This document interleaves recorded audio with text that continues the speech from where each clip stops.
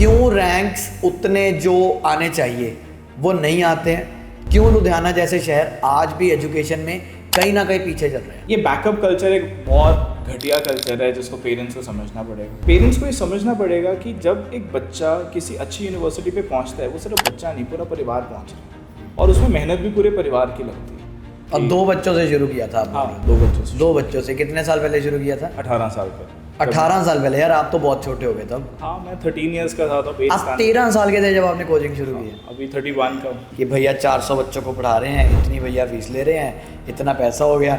Do you feel overwhelmed sometimes कि यार कहाँ से शुरू किया था 2 बच्चों से एंड सडनली 400 बच्चों को आप पढ़ा रहे हो? मैं जब 8th में था तब मैंने बच्चों को मल्टीप्लाई करना सिखाया है। अच्छा, मैथ्स से मैथ्स भी करवाया, हिंदी भी पढ़ाई है, पंजाबी भी पढ़ाई है। बोलनी नहीं आती बट लिखनी आती है, तो पंजाबी भी पढ़ाई है, इंग्लिश भी पढ़ाई है। ऐसे जहाँ से जो पैसे कमाने को मिले वो किया। पर आज भी जो एक बहुत बड़ा माइंडसेट है वो ये है कि बड़े बैचेस में नहीं पढ़ाना, इससे अच्छा तो होम ट्यूशन दे दें। तो अगर आप किसी स्टार्टर को या किसी एक स्टार्टिंग टीचर को बच्चे का फ्यूचर सौंप देते हो, तो कहीं ना कहीं उसमें बच्चे का एक ऐसा लॉस होता है जिसको आप रिवर्स बैक नहीं कर सकते। पर आपको भी तो किसी ने सौंपा ही था। दिल्ली और पंजाब की पढ़ाई में डिफरेंस क्या है? एक्सपोजर। हम मुंबई क्यों भेज रहे हैं? एक्सपोजर। स्कूल टीचर्स इनसिक्योर हो जाते हैं कि हम भी तो उन्हीं बच्चों को पढ़ा रहे हैं, ये बच्चे सारा दिन विपुल भैया क्यों कर रहे हैं? अगर स्कूल्स और स्कूल टीचर्स ये चीज़ समझ लें, और इवन की ट्यूटर्स भी, कि हम अगर कंधा मिलाकर एक दूसरे के साथ चलेंगे तो उसमें भला अल्टीमेटली बच्चे का होगा। अगर मैं शहर के सबसे बड़े स्कूल में अपने बच्चे को पढ़ा रहा हूँ, अगर उसके पास सब कुछ वहाँ पे है और स्कूल अपना बेस्ट दे ही रहा है, तो फिर मैं क्यों भेजूँ ट्यूशन में? और यहाँ पे ये प्रॉब्लम मैं देखता भी हूँ। कुछ पेरेंट्स आते हैं, वो कहते हैं नहीं मेरा बच्चा मैच्योर नहीं, तो मैं उसको दिल्ली नहीं भेज सकता, पर मैं उसको कनाडा भेजने को तैयार हूँ। मुझे ये थॉट आज तक ज़िंदगी में समझ ही नहीं आया। Hello and welcome to another episode of conversations of change. आज हम यार हिंदी में बात करने वाले हैं क्योंकि आज हम एक बहुत ही खास इंसान के साथ बात कर रहे हैं। मेरे बड़े भाई भी हैं और लुधियाना के सबसे रिस्पेक्टेड इकोनॉमिक्स टीचर भी हैं। बहुत सारी ज़िंदगियां बदली हैं इन्होंने, और आज बात करेंगे कि कैसे ये यूथ के साथ कनेक्ट करते हैं, क्यों यूथ इनको इतना ज़्यादा प्यार करता है, और क्या दिक्कतें एजुकेशन सिस्टम में है जो ये ठीक करना चाहते हैं, जो लगता है कि प्रॉब्लम्स हैं। तो बात करेंगे हम सबके फेवरेट विपुल भैया फ्रॉम विपुल वर्शिप ट्यूटोरियल्स के साथ। हेलो भैया, कैसे हो? बहुत बढ़िया, आप बताओ आप कैसे? सब बढ़िया भैया। थोड़ा सा ना जर्नी के बारे में बात करनी है मुझे, पर उससे पहले ये विपुल वर्शिप ट्यूटोरियल्स क्या है? मतलब ट्यूशन सेंटर्स का नाम होता है, टीचर के नाम से नाम होता है, समझ आता है। ये विपुल्स वर्शिप ट्यूटोरियल्स क्यों आया? ये जर्नी का हिस्सा है, ये कहानी का हिस्सा है, ये क्या है? कहानी का हिस्सा है। 18 साल पहले पढ़ाना शुरू किया था, 8th स्टैंडर्ड में था जब शुरू किया था। तो उस वक्त भी मोटिवेट करने वाले मेरे मदर ही थे, और मेरे मदर का मोटिवेट करने का तरीका बहुत बेसिक था। वो भक्ति करते रहते थे। उनको होता था कि सारे के सारे बच्चों को उस तरीके से टैकल किया जाए जैसे पढ़ाई नहीं मैं करवा रहा, मैं भक्ति कर रहा हूँ। क्या बात है। तो वर्शिप वहीं से ही आया कि मेरे को ऐसा लगता है कि पढ़ाना इज़ इक्विवेलेंट टू भक्ति करना। तो वहाँ से मैंने फिर वर्शिप ट्यूटोरियल्स नाम रखा था। आप हमेशा ये बात करते हो कि मम्मा ने ये बोला, मम्मा ने वो बोला। You lost your mother a few years back while you were teaching. ये जर्नी शुरू कहाँ से होती है और मम्मा का क्या रोल है इस सब में? जब आपने ये जर्नी शुरू की पढ़ाने की, थोड़ा उसके बारे में पहले बताओ। मैं 8th स्टैंडर्ड में था। थोड़ा सा फाइनेंशियल इश्यूज हमारी फैमिली को हिट किए थे। उस वक्त मेरे को चॉइस दी गई थी कि मेरे को गवर्नमेंट स्कूल ज्वाइन करना चाहिए। मैं सेक्रेड हार्ट BRS नगर से पढ़ा हूँ। तो उस वक्त मेरे मदर ने मेरे को बोला कि हम अफोर्ड नहीं कर सकते स्टडीज़। अच्छा। आई स्टिल रिमेंबर, मेरा बर्थडे था 8 दिसंबर, और उस रात को मेरे साथ बैठे थे, मेरी सिस्टर की मैरिज होने वाली थी। तो उस वक्त मैंने उनको बोला कि मेरे को सिर्फ 2 बच्चे दे दो, चाहे नर्सरी के, चाहे 1st स्टैंडर्ड के या LKG के। मैं बहुत उन पे मेहनत करूँगा। और वहीं से ये कारवां बेसिकली शुरू हुआ था, और उसमें एक कांस्टेंट सपोर्ट हमेशा से मेरी मदर का रहा है। मतलब एक छोटा सा इंस्टेंस जो शायद सारा कुछ डिफाइन कर दे। आज भी अपने हाथों से मैं खाना नहीं खा पाता, जस्ट बिकॉज कि जब भी स्कूल से वापस आना तो लंच मम्मा करवा रहे हैं। रात को अगर मैं पेपर्स चेक कर रहा हूँ या कुछ भी कर रहा हूँ, बच्चों के लिए सोच रहा हूँ, तो खाना मम्मा कर इतने पैम्पर्ड थे? हाँ, बहुत ज़्यादा। आज भी मतलब ठीक है, मेरी वाइफ का एक बहुत बड़ा रोल है उसमें। उसने उस चीज़ को रेप्लिकेट किया है, उस चीज़ को दोबारा से वापस लेकर आई है। उसने अपनी ड्यूटी मानी है कि मम्मा के बाद अब वो खिला देती है, तो मुझे कहीं ना कहीं ज़रूरत महसूस नहीं होती उस चीज़ की। तो हाँ, ये एक बेसिक से सिद्धांत रहे हैं हमेशा से। और मदर का रोल मतलब मैं डिफाइन भी नहीं कर सकता, उसके लिए कोई शब्द भी नहीं है मेरे पास। और 2 बच्चों से शुरू किया था आप? हाँ, 2 बच्चों से। 2 बच्चों से कितने साल पहले शुरू किया था? 18 साल पहले। 18 साल पहले? यार आप तो बहुत छोटे हो गए तब। हाँ, मैं 13 ईयर्स का था तब। आप 13 साल के थे जब आपने कोचिंग शुरू की है? अभी 31 का हूँ। Crazy. This is a very big lesson for the kids of today's age, जो 17-18 तक उनको खुद का ही नहीं पता कि खुद उठना भी है, और आप 13 साल की उम्र से बच्चों को पढ़ा रहे हो। 13 साल की उम्र से करवा रहे हैं। I know it was tough उस वक्त, बट ये है कि हाँ ज़रूरत थी। तो 2 बच्चों से शुरू किया था। अभी कितने? इस वक्त नंबर 400 पार कर चुका है मेरे क्या पास। बात है, क्या बात है, क्या बात है। तो ये होता नहीं, बच्चे आपके सामने हिसाब लगाते हैं, हम तो बहुत लगाते हैं भाई कि भैया 400 बच्चों को पढ़ा रहे हैं, इतनी भैया फीस ले रहे हैं, इतना पैसा हो गया। Do you feel overwhelmed sometimes कि यार कहाँ से शुरू किया था 2 बच्चों से एंड सडनली 400 बच्चों को आप पढ़ा रहे हो, and not only them but और भी सब्जेक्ट्स आप पढ़ा रहे हो? और क्या क्या सब्जेक्ट्स करा रहे हो? बेसिकली मैं तो अकेला इकोनॉमिक्स ही करवाता हूँ, बट मेरे साथ अब जेनिथ इंस्टीट्यूट के अंदर सर जुड़ चुके हैं, मेरे साथ अजय जिंदल सर जुड़ चुके हैं जो कि एंट्रेंस की तैयारी करवाते हैं। फिर मेरे साथ एक बिजनेस स्टडीज़ के टीचर पिछले 10 साल से करवा रहे हैं। फिर मेरी वाइफ भी बच्चों का ध्यान रखने के लिए, she is a doctor in HR, तो बच्चों के छोटे मोटे साइंटिफिक तरीके जिससे कि बच्चे को मोटिवेट किया जा सकता है या अपलिफ्ट किया जा सकता है, वो सारी की सारी चीज़ों में वर्कआउट कर रहे हैं हम। क्या बात है। तो ये विपुल वर्शिप ट्यूटोरियल्स 2 बच्चों की इकोनॉमिक्स ट्यूशन से शुरू होकर आज एक एजुकेशन सेंटर बन गया जहाँ पे आप 5-6 सब्जेक्ट्स करा रहे हो। थोड़ा सा करेक्ट करूँगा, 2 बच्चों की इकोनॉमिक्स ट्यूशन ही। मैं जब 8th में था तब मैंने बच्चों को मल्टीप्लाई करना सिखाया है। अच्छा, मैथ्स से मैथ्स भी करवाया, हिंदी भी पढ़ाई है, पंजाबी भी पढ़ाई है, बोलनी नहीं आती बट लिखनी आती है तो पंजाबी भी पढ़ाई है, इंग्लिश भी पढ़ाई है, ऐसे जहाँ से जो पैसे कमाने को मिले वो किया। और एक टाइम तक तो मैं 10 साल मैथ्स करवा रहा था, 10th स्टैंडर्ड तक की मेरे पास अच्छा खासा बैच भी था। और उसके बाद फिर +1 एंड +2 मैंने जब शुरू किया, मेरे खुद का ही एक क्रिकेट में प्लेयर था जो कि मेरे स्कूल का टीममेट था, उसने मेरे को बोला कि मेरे को स्टैटिस्टिक्स करनी है, तो वो करने आया, उसका रिजल्ट अच्छा आ गया, फिर वहीं से कारवां शुरू हुआ मेरा। बहुत बढ़िया। तो अभी 400 बच्चों तक आप पढ़ा रहे हो जी। कैसी फीलिंग लगती है कि like this journey of 18 years? ठीक है, मतलब ऐसा लगता है कि वो मेरे मदर की भक्ति का ही एक फल है जो मैं इस वक्त टेस्ट कर रहा हूँ। क्या बात है, क्या बात है। भैया आपने ट्यूशन सेंटर्स की, कोचिंग सेंटर्स की रूपरेखा बदलते हुए देखा है लुधियाना में। आपने बहुत टाइम से देखा है कि कोचिंग सेंटर्स क्या होते थे, अब क्या हैं, अब कितने प्रोफेशनल, कितने बड़े हो गए हैं, घरों से चलती थी ट्यूशन्स, अब इतनी बड़ी हो गई हैं। उसके साथ साथ ही पेरेंट्स के माइंडसेट बहुत चेंज हुए हैं ओवर द ईयर्स। पर आज भी जो एक बहुत बड़ा माइंडसेट है वो ये है कि बड़े बैचेस में नहीं पढ़ाना, इससे अच्छा तो होम ट्यूशन्स दे दें, बड़े बैचेस में प्रॉब्लम होती है, या फिर होम ट्यूशन्स ही बेटर हैं। आपके हिसाब से हाउ डू यू सी कि होम ट्यूशन्स ज़्यादा टेंशन दे पाते हैं, क्या प्रॉब्लम्स हैं, what do you see in that? बहुत बेसिक अंडरस्टैंडिंग एक डेवलप करनी पड़ेगी एज अ पेरेंट। पहले तो एक क्वेश्चन है, क्रॉस क्वेश्चन है इसी चीज़ के ऊपर कि अगर मैं आपसे पूछूं कि किसी टीचर के पास बहुत बड़े बैचेस हैं तो वो बहुत बड़े बैचेस क्यों बने? कोई कारण है ना, कोई तो कारण है। मतलब वहाँ पे अगर हम देखें तो बच्चे विश्वास करके जा रहे हैं, वहाँ पे सस्टेन कर रहे हैं, वहाँ से अच्छे रिजल्ट्स भी निकाल रहे हैं। तो हमें ये समझना पड़ेगा कि बड़े बैचेस इसलिए बने हैं क्योंकि उस टीचर का कैलिबर किसी नॉर्मल टीचर से रिलेटिवली ज़्यादा है। हालांकि सारे टीचर्स अपनी तरफ से बेस्ट देने की कोशिश करते हैं, बट वो जो बड़े बैचेस वाले हैं उन्होंने अपने टाइम पे इतनी मेहनत की हुई है कि बड़े बैचेस वो सस्टेन कर पा रहे हैं।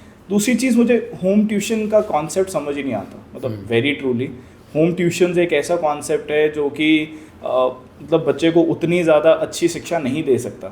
मैं किसी होम ट्यूटर को डायरेक्टली पॉइंट आउट नहीं कर रहा, बट मुझे ऐसा लगता है कि कोई भी ये नहीं चाहेगा कि मैं 1 या 2 बच्चे पढ़ाकर अपनी लाइफ सस्टेन कर सकूं। वो ग्रो करना चाहेगा, वो बैचेस में कन्वर्ट करना चाहेगा। तो अगर आप किसी स्टार्टर को या किसी एक स्टार्टिंग टीचर को बच्चे का फ्यूचर सौंप देते हो तो कहीं ना कहीं उसमें बच्चे का एक ऐसा लॉस होता है जिसको आप रिवर्स बैक नहीं कर सकते। पर आपको भी तो किसी ने सौंपा ही था। मेरे को जब सौंपा था तो मैंने LKG UKG से शुरुआत की थी। अब मानोगे मेरे पास LKG UKG का बच्चा वही +2 पार करके निकला था। तो 14 साल मैंने उसको, तो आपने उसको टाइम लगाया। हाँ, और उसी के साथ कारवां जुड़ता भी रहा। और होम ट्यूशन्स पे मेरे को एक जो आज की डेट में नज़र आता है कि आजकल क्योंकि एक प्रोफेशनल आउटलुक होना बहुत ज़रूरी है। आपको दिख ही रहा है कि पोस्ट 2020 चीज़ें में बहुत ज़्यादा डिफरेंस आया है।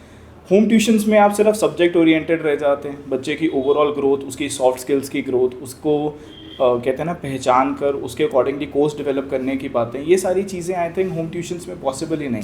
वही बात है कि आप होम ट्यूशन इज लाइक कि मैं क्रिकेट खिला रहा हूँ पर मैं नेट्स में खिला रहा हूँ, नेट्स में मतलब वो मैं ग्राउंड का एक्सपीरियंस नहीं दे रहा, वो मैं टीम का एक्सपीरियंस नहीं दे रहा। मतलब आप होम ट्यूशन से बच्चों को ज्ञान तो दे दोगे पर आप बच्चे को कॉन्फिडेंस और एक्सपोजर कैसे दोगे जो उसको एग्जाम में डिलीवर करने के लिए चाहिए। और आगे जाकर मुझे लगता है कि कल को वो यूनिवर्सिटी का पार्ट बनेगा, कल को वो पोस्ट ग्रेजुएशन की तरफ जाएगा, उसको रिसर्च करनी है, वो मुझे लगता है कि ग्रुप का अगर आप पार्ट बनोगे तो आपको तभी बल्क की समझ आएगी। बिल्कुल सही बात है। जब आप 400 बच्चों के साथ बैठते हो, आप खुद के कंपैरिजन्स भी करते हो, आप खुद को देखते भी हो, आपकी एम्बिशन भी बड़ी होती है। इसीलिए I think bigger batches are important and I totally agree with it कि मुझे लगता है कि at the end of the day it's not the knowledge that matters that much, because पढ़ सब लेते हैं बोर्ड्स में या कम्पिटिटिव एग्जाम्स में।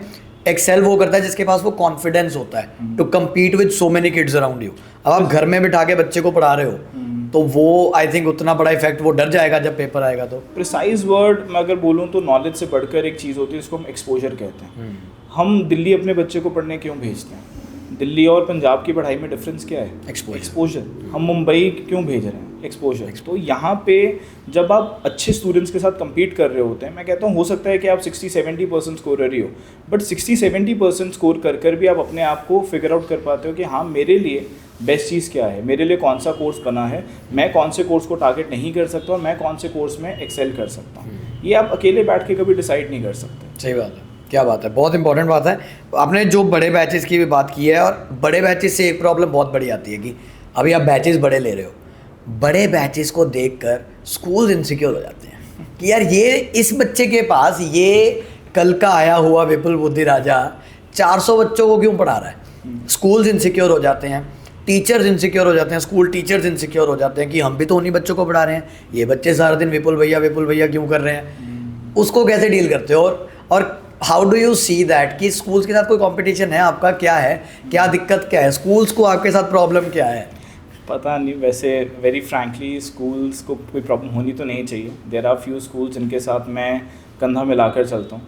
कुछ टीचर्स हैं इकोनॉमिक्स की, मतलब जान के आपको भी हैरानी होएगी कि वो जब पेपर लेते हैं बच्चों का, वो पेपर के बाद मैं उनको कॉल कर सकता हूँ या वो मुझे भी कॉल कर लेते हैं just to discuss the answer की कि इसका बेस्ट फॉर्म ऑफ आंसर क्या निकल सकता है। क्या बात है। और पिछले 3 साल से डिस्ट्रिक्ट टॉपर्स वहीं से ही निकल रहे हैं। क्या बात है। अगर स्कूल्स और स्कूल टीचर्स ये चीज़ समझ लें, और इवन की ट्यूटर्स भी, कि हम अगर कंधा मिलाकर एक दूसरे के साथ चलेंगे तो उसमें भला अल्टीमेटली बच्चे का होगा, और अगर बच्चे का भला होगा तो हमारे रिजल्ट्स ऑटोमेटिकली एक्सेल करने शुरू कर जाएंगे। मुझे किसी भी स्कूल से कोई प्रॉब्लम नहीं है, ना मैं कभी किसी स्कूल के बारे में बात करता हूँ। मैं पर्सनली 21 स्कूल्स के साथ डील कर रहा हूँ। इन हाउस मेरे पास जो 400 स्टूडेंट्स हैं वो डिफरेंट 21 स्कूल्स को बिलोंग करते हैं। मेरे को टीचर्स के नाम भी नहीं याद हो सकते। अगर मैं बोलूँ कि इकोनॉमिक्स के अगर 2 टीचर्स भी लेके चले तो 42 टीचर्स होंगे। तो मेरे को किसी भी स्कूल के साथ कोई प्रॉब्लम नहीं है। पर स्कूल टीचर्स जिस दिन समझ गए कि मैं और वो सेम पर्टिकुलर चीज़ के लिए ही चल रहे हैं, हम बच्चे का रिजल्ट निकालने के लिए अगर इकट्ठे चल सके, तो मुझे लगता है कि बच्चों के लिए, पेरेंट्स के लिए और ओवरऑल माहौल इतना ज़्यादा अच्छा बन जाएगा बच्चे के लिए कि वो आराम से रिजल्ट स्कोर कर सकता है। तो एज अ टीम आपको लगता है कि schools and coaching centres should be a team, right? क्योंकि कंपटीशन कोई है भी नहीं एक्चुअली, टेक्निकली पर ये बात आती है ना कि क्यों भेजना है बच्चों को ट्यूशंस में, स्कूल में सब पढ़ाया तो जा ही रहा है, तो क्यों भेजना है, मतलब why is there a need, मैं क्यों भेजूँ? अगर मैं शहर के सबसे बड़े स्कूल में अपने बच्चे को पढ़ा रहा हूँ, अगर उसके पास सब कुछ वहाँ पे है और स्कूल अपना बेस्ट दे ही रहा है, तो फिर मैं क्यों भेजूँ ट्यूशन पे? सी अल्टीमेटली होता क्या है, ट्यूशन स्टार्ट हुआ था पहले एक ट्रेंडिंग पर्सपेक्टिव से कि हाँ आजकल हर बंदा होम ट्यूशन्स या फिर किसी ना किसी से एक्स्ट्रा हेल्प लेने जा रहा है। बट अब अगर मैं बात करूं तो ट्यूशन्स पे बच्चों को कंपटीशन में हेल्प मिलने लग गई है। जैसे CUET आया है, अब CUET is completely based on research and MCQs। School teachers करा सकते हैं बट स्कूल टीचर्स बहुत कुछ नहीं करवा सकते, वो बेसिक्स करवा रही हैं बच्चों को, और उनके पास उतना टाइम भी नहीं, क्योंकि स्कूल टीचर्स की रिस्पॉन्सिबिलिटी और बहुत ज़्यादा है, टाइम भी लिमिटेड है, 40 मिनट ही है आपके पास कराने को। 40 मिनट है। मोरओवर देखा जाए तो उनको बोर्ड की गाइडलाइंस को भी पूरा करना है, उनको बच्चों को प्रैक्टिकल्स के लिए भी तैयार करना है, उन्होंने स्कूल की भी कुछ फॉर्मेलिटीज़ हैं उसको भी पूरा करना होता है, कुछ एक एक्स्ट्रा करिकुलर एक्टिविटीज़ को भी देखना है। यहाँ जब बच्चा ट्यूशन आ रहा है, वो 1 घंटा बैठा है, ही और she is only talking about economics, वो और किसी चीज़ के बारे में बात नहीं कर रहा। हाँ, जैसे ही सिलेबस ख़त्म होता है फिर मैं और वो बच्चा बैठकर और पेरेंट्स बैठकर ये देखते हैं कि उसके स्ट्रॉन्ग जोन्स क्या हैं, फिर उस अकॉर्डिंगली हम कोर्स और बाकी यूनिवर्सिटीज़ शॉर्टलिस्ट करते इतना देखते हो आप? हैं। देखना पड़ता मुझे है। तो लगता है आपको 400 बच्चों के क्या नाम याद हो जाते हैं? पहले ये बताओ आपको। नाम क्या याद होते हैं, एक एक बच्चे के पेरेंट के साथ बैठकर उसके साथ ये डिसाइड किया जाता है कि वो आगे जाकर क्या करेगा।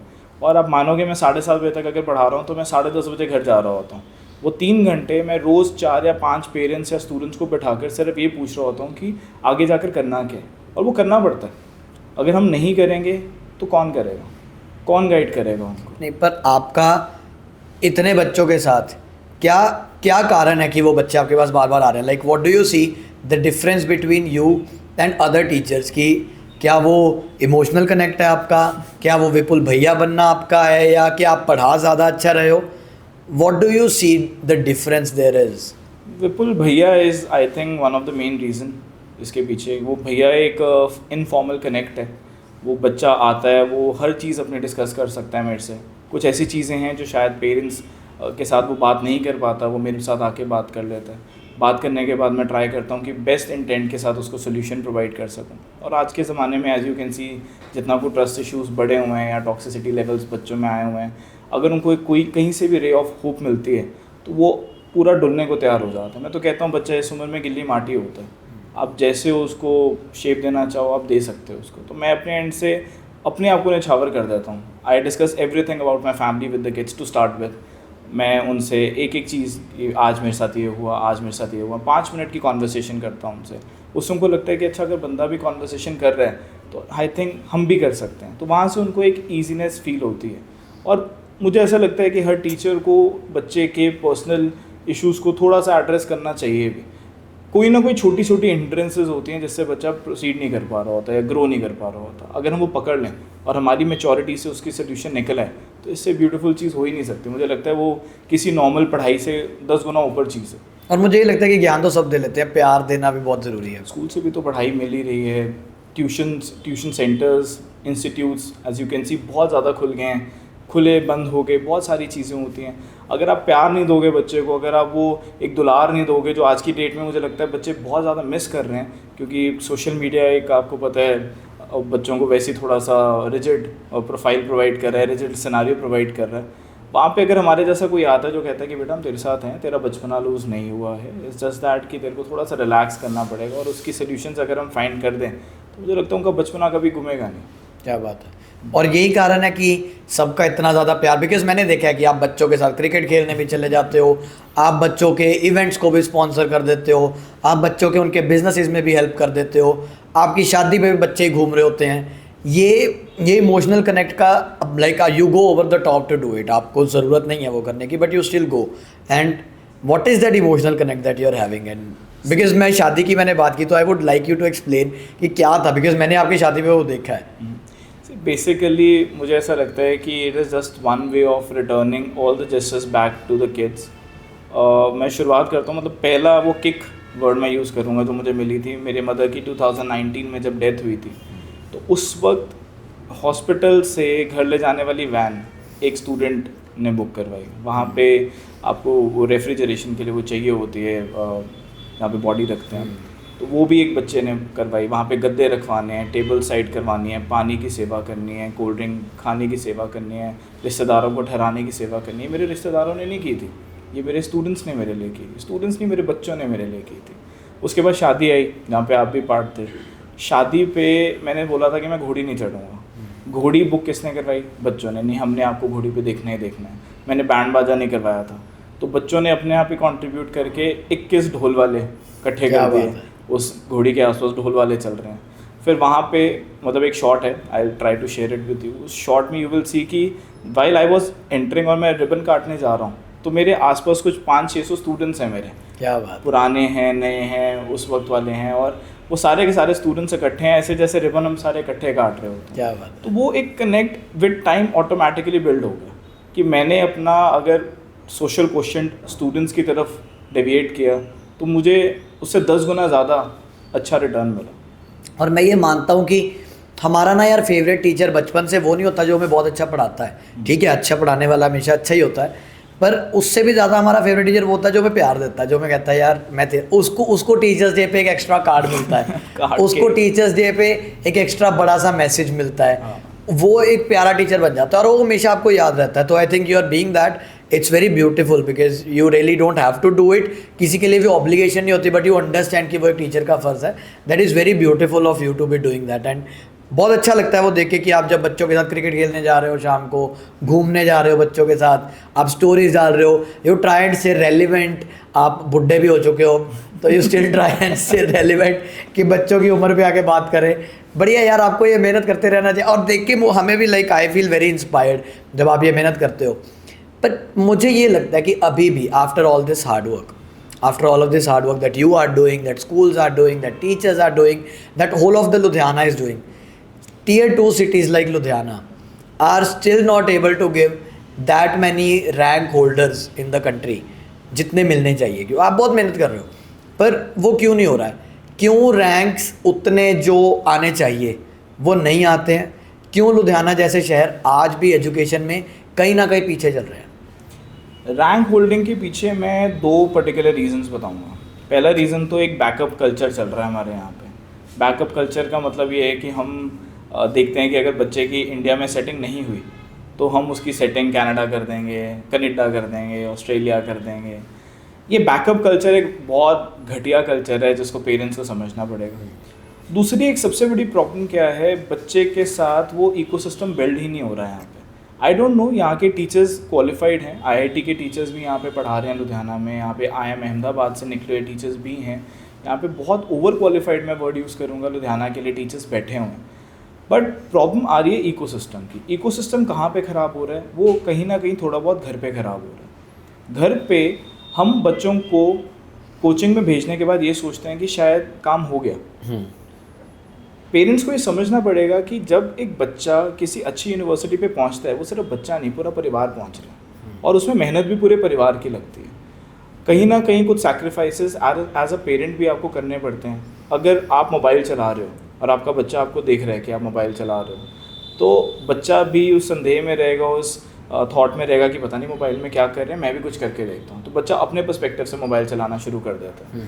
आप मानेंगे, मैंने डीएमसी के सर्जरी रूम के बाहर एक पोस्टर पढ़ा था, वहाँ पे डीएमसी नशा छुड़ाओ केंद्र के बारे में लिखा हुआ था और उसमें सबसे पहले मेंशन किया हुआ है कि इंटरनेट और मोबाइल के नशे को छोड़ने के लिए। क्या इंटरनेट और मोबाइल एक ऐसी एडिक्शन बन चुकी है जो शायद हम नज़रअंदाज कर रहे हैं। तो ये 3 चीज़ें हैं। मतलब अगर कहीं ना कहीं पेरेंट भी उतनी ही मेहनत करने लग जाएं, उतनी मेहनत मतलब वो बच्चों के साथ शाम को मोबाइल यूज़ करने के बजाय उनके साथ बैठे और उनके साथ मेहनत करने की कोशिश करें साथ में, और बच्चों को वो इकोसिस्टम प्रोवाइड कर दें और कुछ चेक रखें कि इंटरनेट और मोबाइल की यूजेज जो है उस पर लिमिटेशंस लेकर आ सकें, तो आई थिंक चीज़ें बहुत ज़्यादा बेटर हो जाएंगी। यहाँ पे लुधियाना में वो कल्चर डेवलप नहीं हुआ जो कि हम कहते हैं कि प्रो मेहनत करने वाला कल्चर।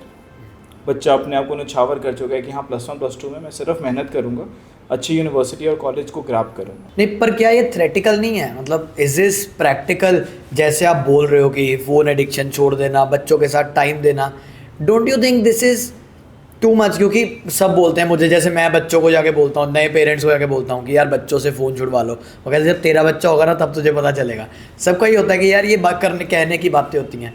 आपको सीरियसली लगता है कि अगर पेरेंट्स ऐसे साथ में चलें, पेरेंट्स अपने लाइफस्टाइल्स में चेंजेस ले आएँ, तो बच्चों के रिजल्ट पे इम्पैक्ट आ सकता है? मैंने देखा है, खुद ये ऑब्जर्व भी किया है। मेरे पास कुछ डॉक्टर्स के बच्चे आते हैं पढ़ने। उन डॉक्टर्स का अगर मैं दिनचर्या की बात करूं, पूरा दिन वो पहले तो अपने काम में ऑक्यूपाइड रहते हैं, फिर शाम को जब बच्चों को टाइम देने की बात आती है वो अपने खुद के मोबाइल साइड कर देते हैं। उसमें बच्चा शर्मा शर्मी अपना मोबाइल साइड करता है कि मेरे कोई इंतज़ार कर रहा है मेरे से बात करने के लिए। शुरुआत तो धीरे धीरे ही होगी। वही है ना, जैसे हम नशा छुड़ाने की बात कर रहे हैं, अगर मैं एडिक्शन को कम करने की बात कर रहा हूँ तो आप एकदम से ये एक्सपेक्ट नहीं कर सकते कि बच्चा मोबाइल छोड़ ही देगा। अगर बच्चे का स्क्रीन टाइम 2 घंटे का है, उसको पहले 1 आवर 45 मिनट्स तक लेके जाओ, 1 आवर 30 मिनट्स तक लेकर जाओ, फिर 1 घंटे तक लेकर जाओ। इट्स अ स्लो प्रोसेस, क्योंकि वो 2 घंटे के स्क्रीन टाइम तक पहुँचने के लिए भी उसने बहुत सारे साल लगाए हैं। हम एकदम से एक्सपेक्ट नहीं कर सकते कि वो सारी की सारी चीज़ें ठीक हो जाएंगी। हाँ, इट्स अ प्रैक्टिकल थॉट। और मेरे खुद के ब्रदर हैं, डॉक्टर हैं। मतलब मेरी एक भतीजी है जिसको अभी वर्ल्ड रिकॉर्ड मिला है सबसे ज़्यादा श्लोक याद करने के लिए। क्या बात है! तो ये कैसे हुआ? वो बच्चा अभी सिर्फ 7 साल का है, कैसे हुआ? उन्होंने टाइम दिया, वो अप्रोप्रिएट टाइम दिया, वो लाइफस्टाइल वैसा प्रोवाइड कर रहे हैं।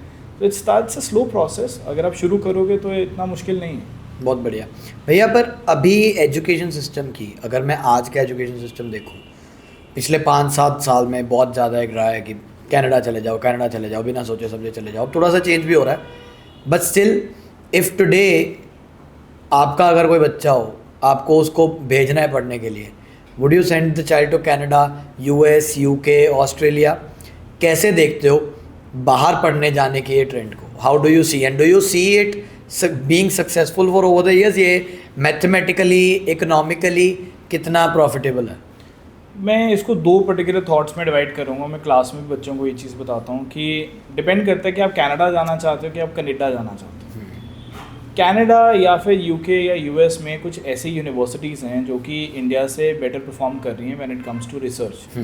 वहाँ जाने के लिए आपको अच्छा CV बिल्ड करना होता है, आपके एकेडमिक्स बहुत स्ट्रॉन्ग होने चाहिए, आपका ओवरऑल एक स्ट्रक्चर जो है, चाहे स्पोर्ट्स है, एक्स्ट्रा करिकुलर एक्टिविटीज़ हैं, आपकी डिबेटिंग स्किल्स हैं, उन सबको देखा जाता है। इसको हम कहीं ना कहीं आईवी लीग का टैग भी दे देते हैं। पर प्रॉब्लम क्या हुई है कि अब कुछ पेरेंट्स जो हैं वो उस चीज़ की तरफ नज़र नहीं रख रहे। वो देख रहे हैं कि हमने बच्चे को रीजन चेंज करवाना है, जी इंडिया में कुछ नहीं रखा, बच्चे को बाहर भेज दो, बच्चा $1 कमाएगा। बड़ी आराम से वो बेचारे 60 या 65 से मल्टीप्लाई कर लेते हैं कि अगर बच्चा वहाँ पे पर घंटा इतना कमा रहा है, यहाँ तो महीने में भी नहीं इतना कमा सकता। और उनको ये चीज़ समझनी पड़ेगी कि वहाँ पे महंगाई भी इतनी हो चुकी है, वहाँ पे हमारा कल्चर डिटीरियोरेशन बहुत ज़्यादा है।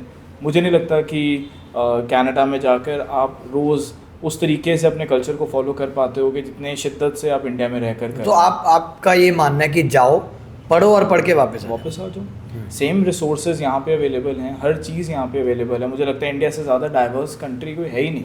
और अगर मैं पिछले 4 साल की ग्रोथ आस्पेक्ट और कॉस्ट ऑफ लिविंग आस्पेक्ट को कंसिडर करके चलूँ, मुझे ऐसा लगता है कि India is the best place to live. और अगर मैं कनाडा के अपने ही स्टूडेंट्स का एक्सपीरियंस बताऊं तो अगर बच्चा वहाँ पे, अगर मैं रुपीज़ में बात करूं, 3.5 लाख रुपए भी कमा रहा है, वो सेटल्ड नहीं है महीने का।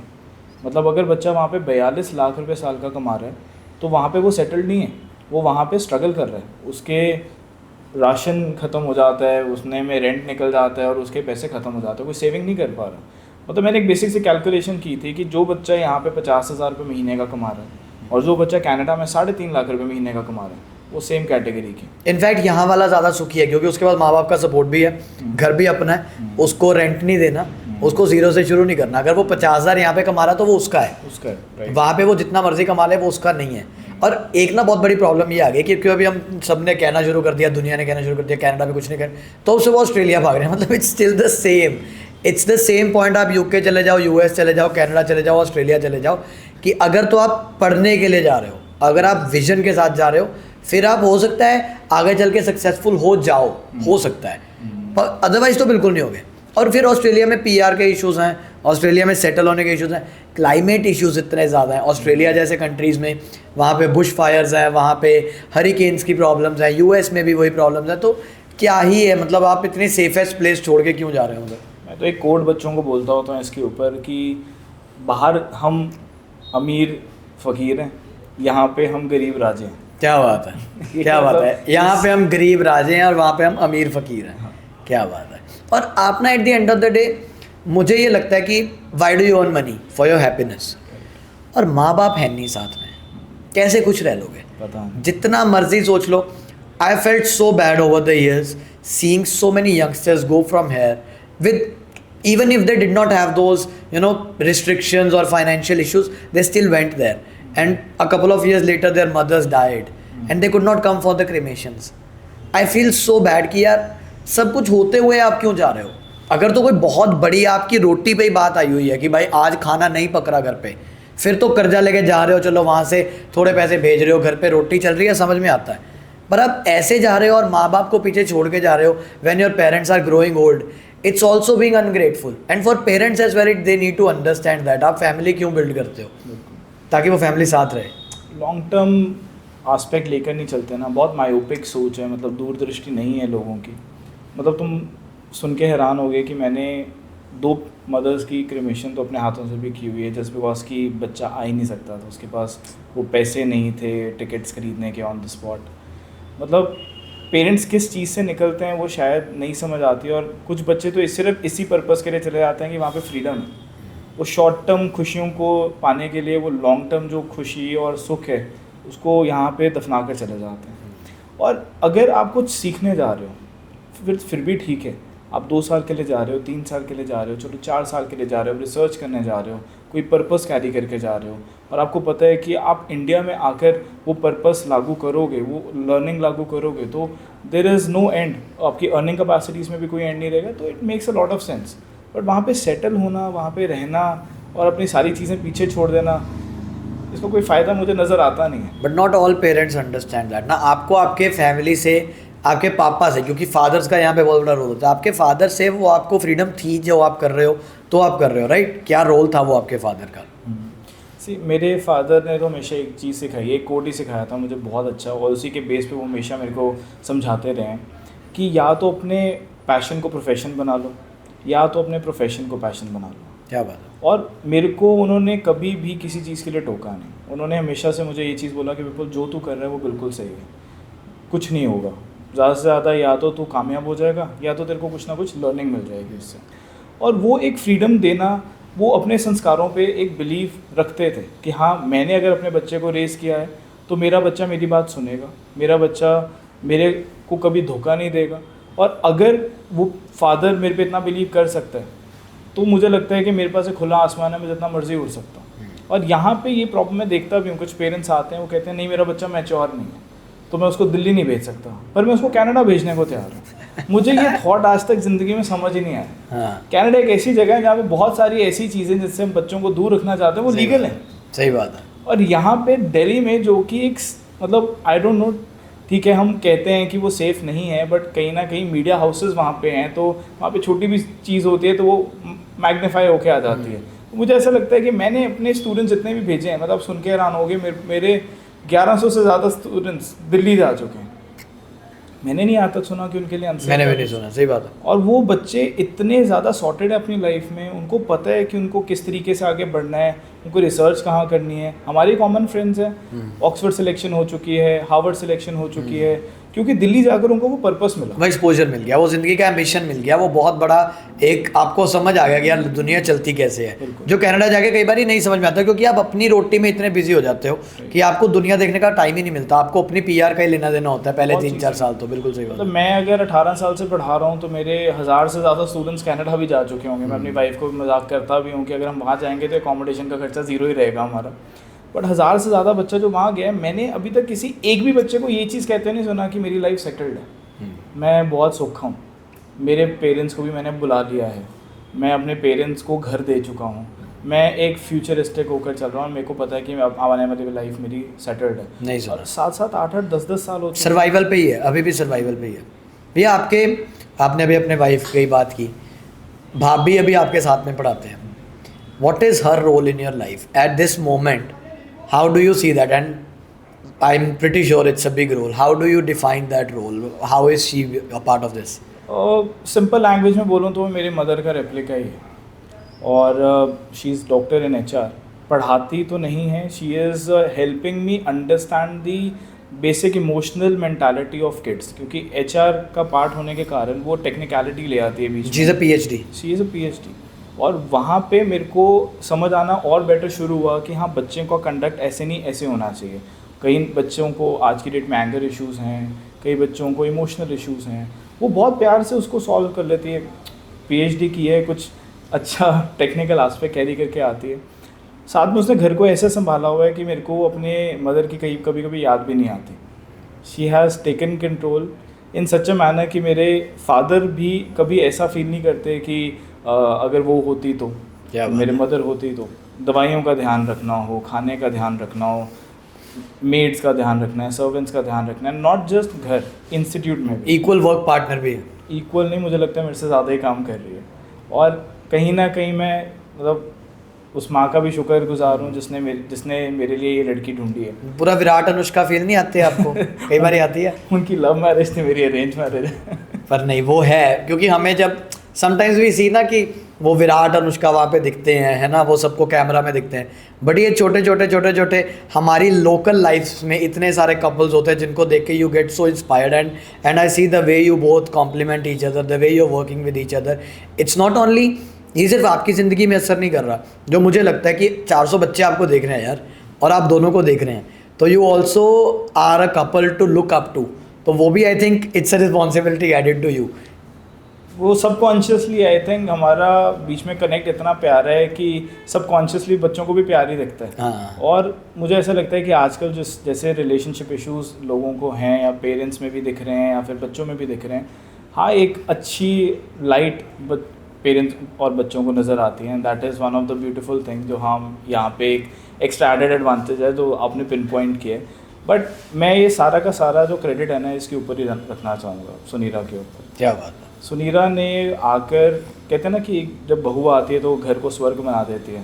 वो घर को घर बनाना, घर को स्वर्ग बनाना, आप सब छोड़ो, इंस्टीट्यूट को घर बनाना, वो भी इसी ने क्या बात है. दैट इज़ सो ब्यूटीफुल भैया. That is very beautiful. But अभी Vipul worship tutorials is not just, पहले आप एक घर से पढ़ाते थे, फिर आपने रेंटेड प्लेस ली, फिर आपने काफ़ी सालों उस रेंटेड प्लेस पे पढ़ाया जहाँ पे छोटी छोटी कुर्सियाँ मुझे आज भी दिखती हैं, वो बहुत छोटी छोटी कुर्सियों पे बच्चे बैठ के पढ़ते थे.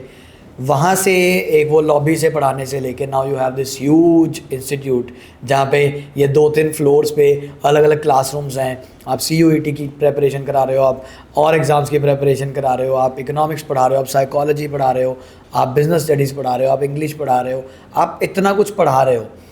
ये does it affect not only you as a educationist और एज ए एजुकेटर, बट बच्चों की ओवरऑल अपब्रिंगिंग पे या उनकी ग्रोथ पे डज इंफ्रास्ट्रक्चर अफेक्ट, इंफ्रास्ट्रक्चर का फ़र्क पड़ता है?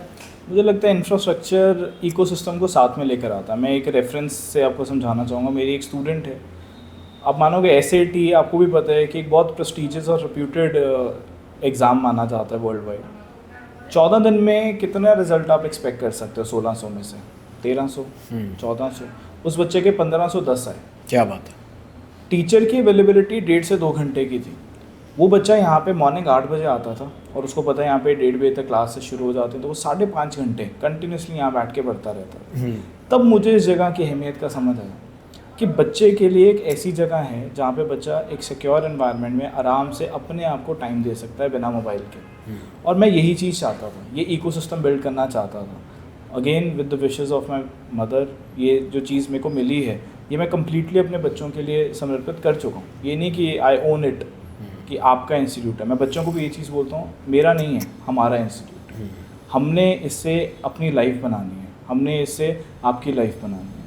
तो ये इंफ्रास्ट्रक्चर टेक्निकल होने के साथ साथ थोड़ा डिवोशनल कह सकते हैं, या फिर थोड़ा सा मेडिटेटिव वाइब्स भी हैं यहाँ पे. मे बी जो इनके पुराने ओनर्स थे उन्होंने बहुत यहाँ पे पूजा पाठ की हुई है. तो यहाँ पे बच्चा बैठकर, मेरे को तो ऐसे ही नज़र आता है कि उसको वो पॉजिटिव वाइब्स मिलती हैं जिससे कि सारा का सारा उसका रिज़ल्ट कह लो या फिर उसका ओवरऑल प्रोसीडिंग कह लो, बहुत ही अमेजिंगली ब्यूटीफुल रह जाता है. और इसीलिए रिजल्ट आ रहे हैं. रिजल्ट्स कैसे आ रहे हैं अभी रिजल्ट्स, रीसेंट रिजल्ट कैसे आए हैं? रिजल्ट्स देखो, मैंने अभी लास्ट ईयर ही एंट्रेंसेस की तैयारी करवानी शुरू की थी. हमारे पास टोटल एनरोलमेंट्स थी अराउंड 86 स्टूडेंट्स. बोर्ड के रिजल्ट कैसे आ रहे हैं? बोर्ड का रिजल्ट तो बहुत अमेजिंग. कैसा आ रहा है बोर्ड का रिजल्ट? मेरे पास 100 स्कोरर भी आया इस साल इकोनॉमिक्स का.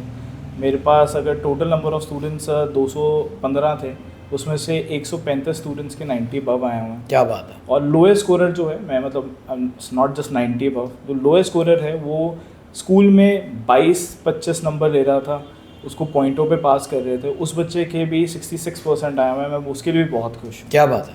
तो लोएस्ट स्कोरर के साथ साथ एवरेज स्कोरिंग की अगर मैं बात करूँ तो वो 92% गई है. Average is 92. Average is 92. वाह, दैट इज अमेजिंग. ये इस जगह की वाइब है. इस जगह में वो सारी चीज़ें मेरे को मिल रही और 135 बच्चों के 90 प्लस हैं. 135 बच्चों के 90. क्या बात है, क्या बात है. और उसका श्रेय मैं अगेन इस जगह को ही दूंगा. यहाँ पे वो वाइब है कि बच्चा आराम से बैठ के पढ़ता है. और कंपेटिटिव का रिजल्ट कैसा आ रहा है? कंपेटिटिव में अराउंड 84 स्टूडेंट्स हमारे टोटल एनरोल हुए थे. 86 स्टूडेंट्स सॉरी. और 86 में से इस वक्त 64 स्टूडेंट्स की एनरोलमेंट हो चुकी है. और जो 22 बच्चा वेट कर रहा है वो CUET के रिजल्ट की वेट कर रहा है. क्या बात है. वो तो उनकी भी जानी है, मुझे ये चीज़ पता है. और मैं मार्केट को ये चीज़ दिखाना चाहता हूँ कि बाय द एंड अगर हम क्वालिटी एजुकेशन प्रोवाइड कर सकते हैं with right form of infrastructure, right form of ecosystem, तो each and every kid is special. And right form of guidance. Right form of guidance तो इज ऑलवेज इम्पॉर्टेंट। बिल्कुल, बहुत बढ़िया। And I wish you the best. मुझे ये लगता है कि ये जो आप लेके चले हो कारवां, प्यार बांटने का, ये प्यार बांटने का मकसद जो आप लेके चले हो, दिस हैज़ टू ग्रो। मुझे नहीं लेना देना, और मैं आज पॉडकास्ट कर भी इसीलिए रहा हूँ क्योंकि मुझे एक्चुअली कमर्शियली किसी को, मुझे एक्साइट नहीं करता किसी के पास 800 बच्चा है, किसी के पास 10,000 बच्चा है। It does not excite me. What excites me is why these kids are so happy coming here. Why is it that they look forward to going to Vipul Worship Tutorials every day? And this is why मैं ये करना चाहता था, आपके साथ जानना चाहता था कि यार ये बच्चे क्यों इतने पागल हैं, ये क्यों विपुल भैया करते हैं, ये क्यों इधर जाने के लिए वेट करते हैं, ये क्यों इतने एक्साइटेड हैं। और वही आपने आज मुझे बताया कि प्यार की गेम जो आप खेल रहे हो और इस गेम में आप जीतो, ये हम सबकी विशेज़ हैं। And I feel very very happy being here as your brother. Over the years I have seen your growth and I feel very happy to be witnessing Vipul Worship Tutorials become so big and this institute, and may God bless this institute। क्योंकि मैं देखता हूँ श्री कृष्ण जी सामने रखे हैं, वहाँ पे आपने लड्डू गोपाल जी रखे हैं। ये समझ में आता है कि how spiritually you are connected to not only your family, not only to your profession, but to the lives of these kids. So this is very beautiful. Thank you so much time देने के लिए। And I hope कि इसको बहुत सारे youngsters सुने, इसको बहुत सारे टीचर्स सुने, इस पॉडकास्ट से बहुत सारे टीचर्स को सीखने के लिए बहुत कुछ है। थैंक यू सो मच भैया। Thank you Gaurav.